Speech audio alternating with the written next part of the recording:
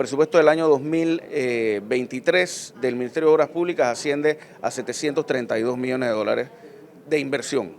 comparado con 330 que tuvimos en el año 2022. Ahora estamos haciendo esa transición a la normalidad y sabemos que en el año 2023 eso se va a ver en la calle a partir de la otra semana. Y esto se va a ver tanto con personal, materiales y equipo del MOP